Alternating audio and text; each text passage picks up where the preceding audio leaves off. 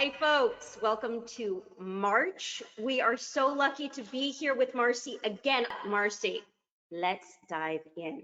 All right. So first news item on the economic front: inflation. Inflation numbers were up more than we were expecting. I'm seeing words like surge and acceleration in the headlines. Where are we today with this? And you know, before I release you, I'm doing a lot of preambles here, but guys. In December, Marci reminded us, here we are towards the end of Q3, Marci said, please take all headlines with a grain of salt during Q1, because it's gonna get herky-jerky. So Marci, walk us through the herky-jerky to start with. Here it is. We are in Q1, first quarter of 2024, and financial markets are expecting the Federal Reserve to actually cut rates in June, right? But the path to getting there, which, you know, June's only 3-4 months away, right? But the path to getting there feels a little bit 1 step forward, 2 steps back, 2 steps forward, 1 step back, and that happened again with this month's inflation numbers. And so, as you said, they came in a little higher than expected. But I do want to put that into perspective, because surge, it definitely was not. Markets were expecting inflation to stay steady at 3.1%, and it came in at 3.2%. So the difference between 3.1% and 3.2%, I just can't get in the surge camp. That doesn't feel like a surge to me. And remember that a large portion of the increase was in 2 sectors: energy, which is extremely volatile, moves all over the place, and owner's equivalent rent. So if you look at the CPI numbers, one of the things that's a little peculiar about them is they want to somehow take into account the cost of housing, right? But they can't do it through mortgage payments. They can't actually even do it in changes in rental prices. The way that they do it instead is they look at something called owner's equivalent rent. And what they say is, let's suppose that Americans, instead of owning their homes, rented their houses. Right? Now they don't, right? So this isn't actual inflation, but it's just some proxy, some way to try to figure out how do we incorporate housing. And this is the best that they've come up with. Now, owner's equivalent rent basically says Marci lives in a 2,500 square foot house in Chicago, right? Which I don't, I'm just making these numbers up. And what would it cost her to rent that house? Well, you guys all understand how many 25 square foot rental houses are there, you know, in Chicago? Probably not that many. And you also know that the number of those is getting small and small and small. So you're running into this small sample size problem, in that it's hard to find an analogy, right? So they're doing the best they can, but it's giving us some wonky numbers around overall CPI inflation. So it's trending in the right direction, right? So 2 years ago, CPI was 8.5%. And today it's 3.2%. But don't make too much about sort of month over month numbers when it comes to trying to get an accurate measure. Does it matter to me or you if it's 3.1 or 3.2? It just needs to keep moving in the right direction. And so the Federal Reserve is going to need to see a 2% number. That's their target. We're 100 basis points away. And the question is, will it come by the June meeting? And inflation numbers right now are extremely hard to predict. They're always hard to predict, but there was a note from the Federal Reserve Board of Governors talking about just how much the uncertainty around economic forecasting has gone up post-COVID. And so it's a really new piece of work that I've been sort of looking at. Maybe I'll share some of those statistics with you guys next time, because there's some interesting charts and graphs kind of showing how it's really hard right now to sort of look forward and say, where is inflation headed? So in that same bucket, and sort of edging towards the next Fed meetings, let's talk growth and jobs as well here, because 3 months ago at the beginning of the year, I was hearing predictions that we'd be seeing growth in Q1 around 1%. Now we're seeing more 2-ish, I believe. That's doubled. I mean, that's, again, the herky-jerky, right? On the jobs front, we're seeing 275, I think, 1,000 jobs added just last month. I mean, again, none of this, and US unemployment, I mean, we're down below 4%, but it's up to 3.9, right? So highest in 2 years. like uptick in inflation. Definitely not this month, right? We've got a Fed's meeting coming up, June maybe, but give us sort of the macro picture here in terms of what we're going to be seeing for the next couple of months.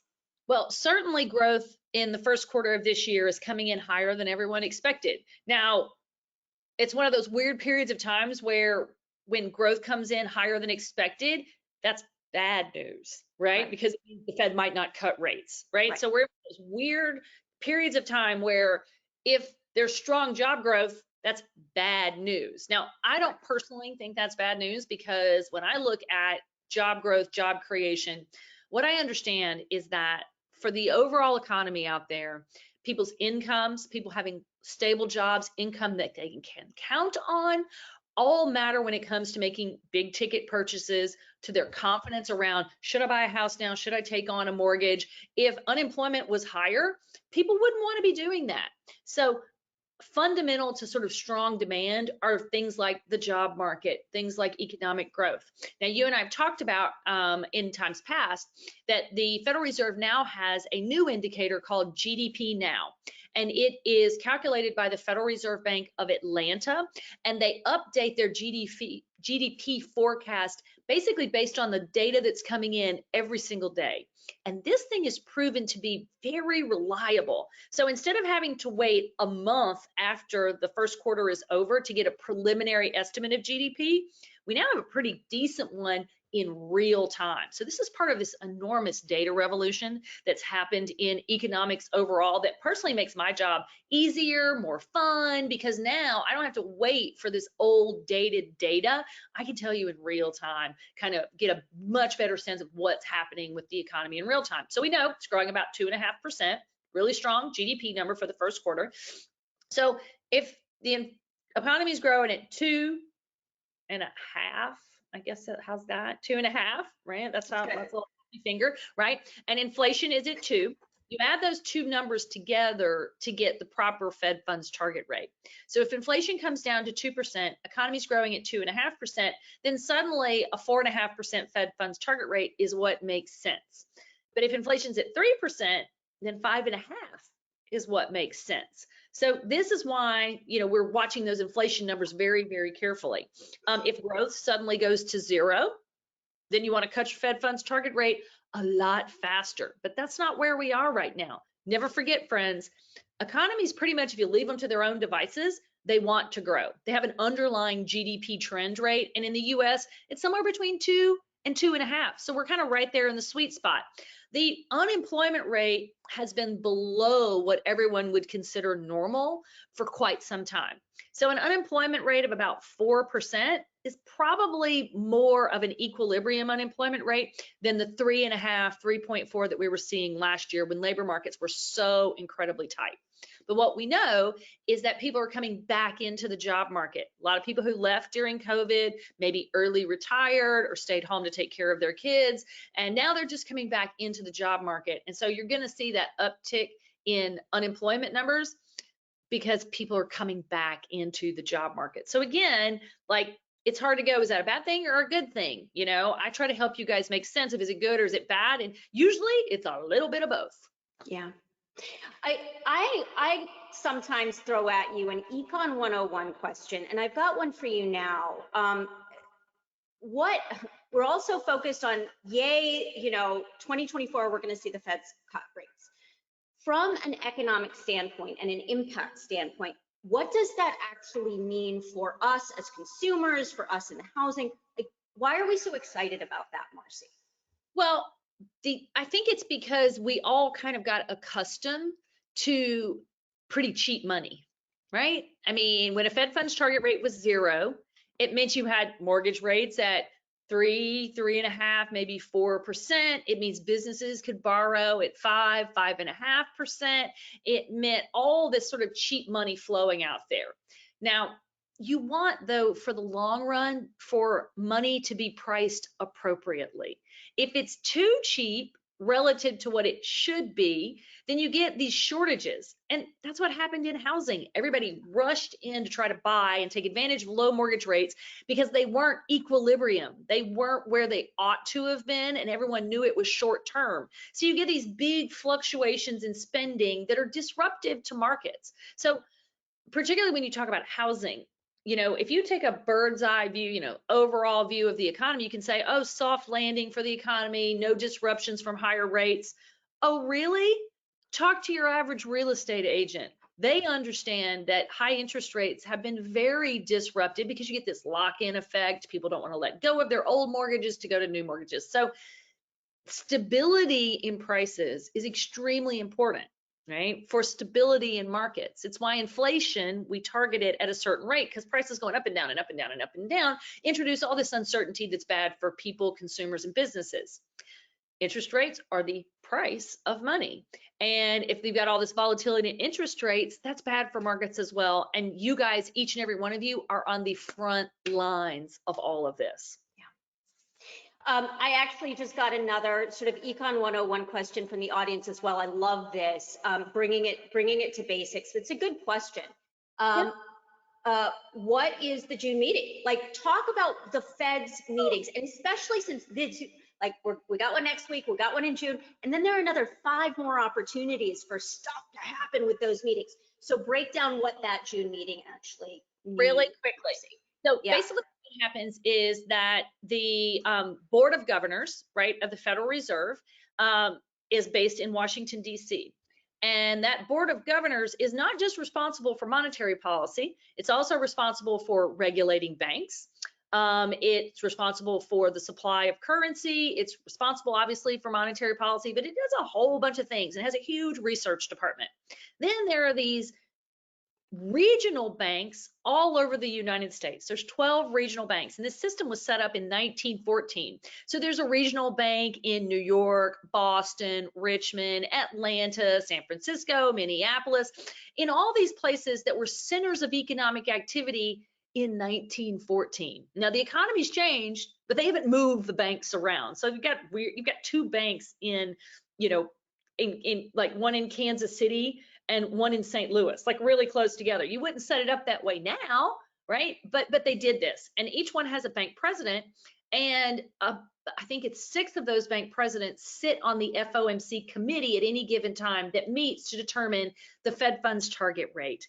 And they meet every 6 weeks, right? So when I was a young economist at the Federal Reserve Bank in Dallas, part of my job was to supply data on the economy to the bank president for him to go to this meeting in Washington and sit on this committee and make these interest rate decisions. So it's done by committee. The chairman of the Federal Reserve, Jerome Powell, any chairman typically has the strongest voice, but these regional bank presidents, they contribute to monetary policy. They have their own ideas about where it ought to be, and it is a vigorous, fascinating debate that we can actually see into because they publish minutes of the meeting, and Jerome Powell has a press conference afterwards. So it's way more information now than there was back in 1996 when I was a young economist and it was just kind of a black box and you didn't know what they talked about really. Now we have a much better idea of what their thinking is, and this introduces more stability into monetary policy because more information when it comes to these things leads to a better expectation among the public and more credibility because we know what they're doing and why they're doing it. Fantastic. So guys, we are going to go next 2 topics, residential and then commercial. Let's start with residential, and I'm going to tie in. We're already getting some audience questions. Guys, if there's anybody on here who's never done an Economic Insights, first of all, welcome to the best and most elite club in the world for economic updates for our industry with Marci. Second of all, guess what? You get to do Q&A with Marci. So we're already getting a few. Please go ahead and stick those in the box. We'll get to as many as we can.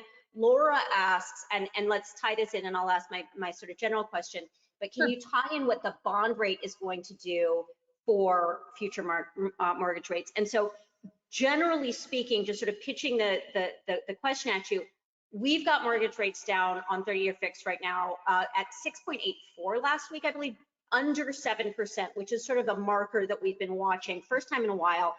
And we are seeing a pretty quick response from the market, right? We've got mortgage applications last week up around 5%, still 11% lower year over year, but looking better. I mean, I know you warned us to take a no hope, no fear kind of attitude, but this is sounding hopeful, Marci. So lay it out and then wrap in Laura's bond question as well, if you wouldn't mind. Sure. So the way that all these things are related is that the Federal Reserve moves these ultra short-term rates, right? They're overnight rates, basically, in an effort to get inflation low, because inflation matters for long-term rates. So I want to be really clear. If the Federal Reserve had kept interest rates at 0 and inflation had stayed at 8%, that would have meant that 10-year rates, if people were expecting 8% inflation, like they do in places like Egypt, Argentina, where they expect 50 and 60% inflation, this drives interest rates way up over time. So if you're thinking that, oh, if the Fed had just kept rates at 1% or 2%, mortgage rates would have stayed low, that is not true at all. The relationship between short-term rates and long-term rates is much more complicated.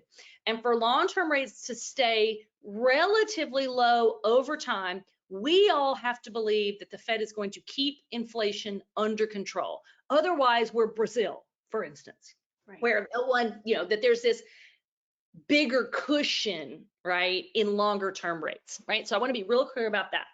But in general, mortgage rates tend to kind of track the direction of 10-year treasuries loosely, right? So they're not connected to short-term rates, they're connected to 10-year rates.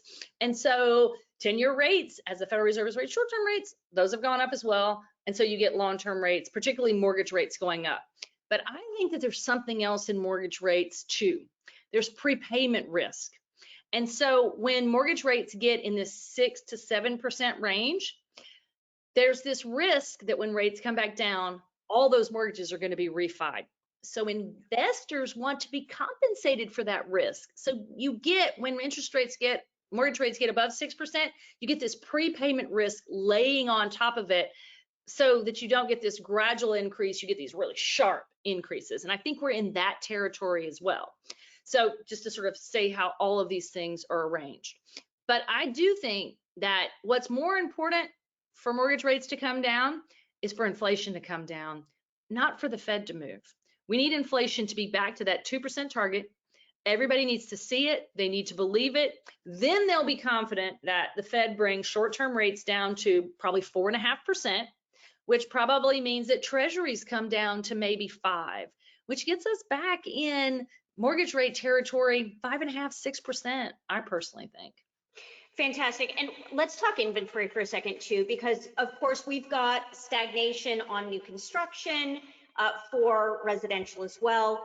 In terms of all of this macro movement throughout the course of the year, is there any hope that we're going to see additional layers of new inventory coming online in the next 12 to 24 months? You need builders to build. You need communities to continue to make zoning more attractive for builders. And you're really seeing that. It's so slow, Jess. Gosh, it's so slow. I've seen estimates that basically we're 4 million homes short of where we need to be in America. And you guys hear me? I beat this just to death, right? You've just got to build more houses, and we all have to do everything we can to put pressure on communities to allow for accessory dwellings, to let people build on smaller lots, to do all the things that will take years, unfortunately, to reverse this problem. But I'm a big believer. I don't care what your problem is, start today. Put down the shovel, friends, whatever your shovel is. And if it's real estate, pick up the shovel. Yeah, we need shovels in the dirt, right? Shovels in the dirt. So put one shovel, pick up a new one. Awesome. Okay, let's talk commercial. We got a lot of commercial folks on, including some global folks. So lots of discomfort continuing in this sector. Obviously, we're seeing a pileup of distressed loans. I read a news piece recently that described the situation as a slow-moving train wreck. Do you agree with that analysis, and what should we be looking for in the next couple of quarters? I think the problem actually is smaller than people think it is. This is a $4 trillion problem. It's a $27 trillion economy. Office space is what's in trouble. Commercial real estate, I'm looking at an IKEA right out there. IKEA is not in trouble. Now, some real estate is in trouble, but basically hotels are doing great. Warehousing is doing great. Medical facilities are doing great. Senior housing is improving. These are all commercial real estate as an asset class is really heterogeneous. There are all kinds of different commercial real estate in America. Office space accounts for 4 trillion of it.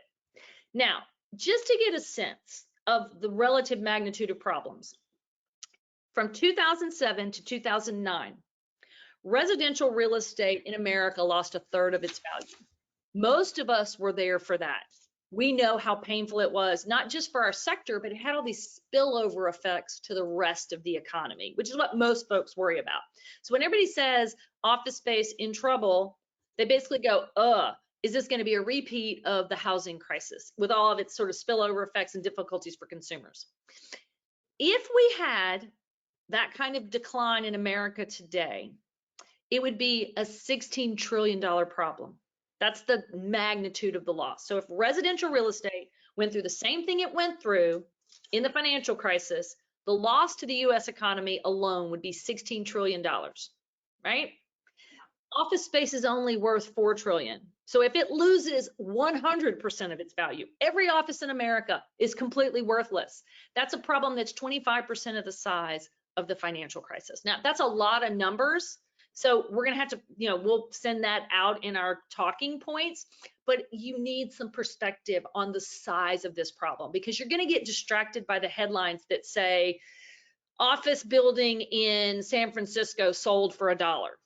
Office building in New York sells for 50% of its original value. Those handful of headlines are going to grab everyone's attention because that's what they're designed to do. And some people are going to take some real losses. It's going to hurt if you are holding that debt, if you're in that office space. But if you're in warehousing, it doesn't matter. If you're in senior housing, it doesn't matter. Now, multifamily, everybody's saying multifamily is overbuilt. I'm not getting in that camp. Multifamily and rents have been high relative to incomes for a long time. So you're going to have to see big declines in rent before you get me in the camp of overbuilding. We are so short of shelter in this country. We need to talk about it the right way. Call it shelter, call it a roof over people's heads. We need more apartments. We need more everything. Okay. Great, guys, keep the questions coming. They're flowing in here. I want more.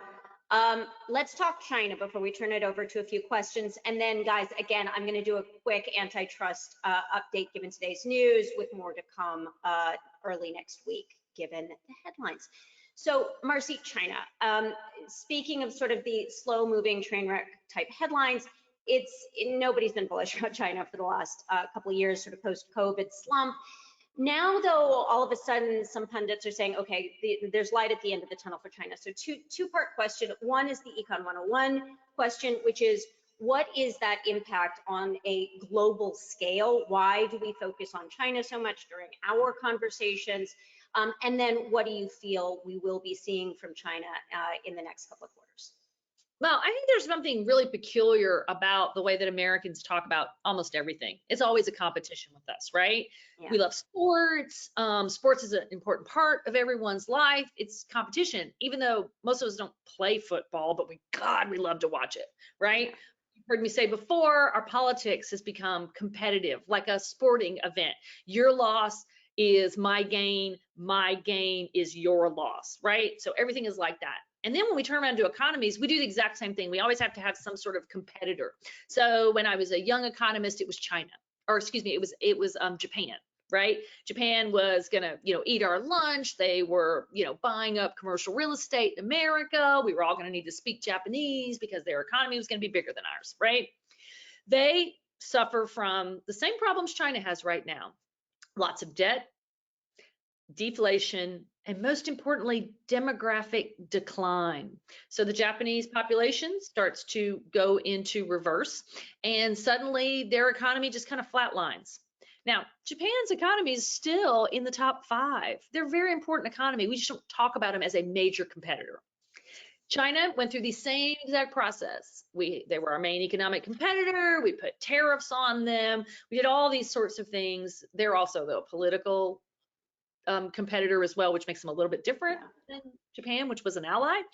But nevertheless, China is facing a 214 million person decline in their working age population. 214 million people, all the people that poured into labor markets and gave them that cheap labor competitive advantage, that goes into reverse over the next 27 years. So we're going to talk about China very, very differently. It's not that they won't be important, just like Japan is important. We're just not going to talk about them the same. Who are we going to talk about? We're going to talk about India, because at exactly the same time frame as China's working age population is declining, India's is increasing by 147 million people. So you mark my words, 10 years from now, we're going to be talking about the economic competition coming from India, of all places, much like we've talked about China over the last 10 years. It's not that they're not important, it's just that the dialogue changes. Awesome. Marci, I didn't realize that we're in post game. It's 3:31. So let's do a couple real quick sort of micro touches and then promise to build that out in our next Economic Insights in April. So question number one, we've got a couple questions actually of folks asking about this being an election year and what you see in terms of economic impact from that. Sure. As I said at conference, I don't give presidents too much credit when things go right, and I don't blame them when things go wrong. So over and over and over again, I see this happen in every election cycle, depending on what your political preference is. If X wins, it's going to be a disaster. If Y wins, everything's going to be perfect. And it's never that way. But I do think maybe we need to sort of generate some numbers and maybe talk about this a little bit more at our next one. But I don't think the political cycle matters for the real economy as much as people think it does. Okay, great. We can build that out more as required in the next one. And then we've got folks asking about the impact of, now we've got two significant wars fomenting and continuing to cause just horror. Can you talk about economic impacts there across the board? Strangely, the economic impacts have been very, very small. The global economy has managed to be quite resilient in the face of tremendous, real, genuine pain. But it has not had the spillovers this time around. I think fundamentally, the overall economy of the globe was strong, and it hasn't really affected the two biggest economies on the planet, which are the US and China. And if the US and China were directly involved, be different. But these, are not huge economies that are involved either. But it doesn't, as we say, it doesn't take away from the overall, pain and suffering that real people are experiencing right now. Absolutely. Okay.